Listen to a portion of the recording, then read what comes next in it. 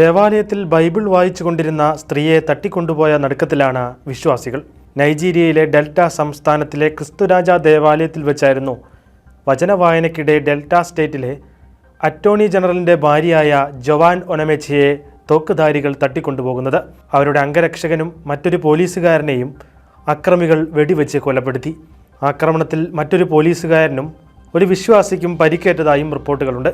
ഇടവകാംഗങ്ങൾ ദേവാലയത്തിനുള്ളിൽ Bible വായിച്ചുകൊണ്ടിരുന്ന സമയം അക്രമികൾ ദേവാലയത്തിലേക്ക് ഇരച്ച് കയറുകയായിരുന്നുവെന്ന് ഇടവകാംഗങ്ങളും സംഭവത്തിൻ്റെ ദൃക്സാക്ഷികളുമായ കെന്നത്ത് ഓഹനും ഓസ്റ്റിൻ ഒഗോറോങ്കോയും പറഞ്ഞു. അക്രമികൾ വെടിയുതിർത്ത സമയം ഇടവകാംഗങ്ങൾ ചിതറിയോടുകയായിരുന്നു. മോചനദ്രവ്യം ഒന്നും തന്നെ അക്രമികൾ ഇതിനോടകം തന്നെ ആവശ്യപ്പെടാത്ത സാഹചര്യത്തിൽ തട്ടിക്കൊണ്ടുപോകലിൻ്റെ ഉദ്ദേശ്യം വ്യക്തമല്ല.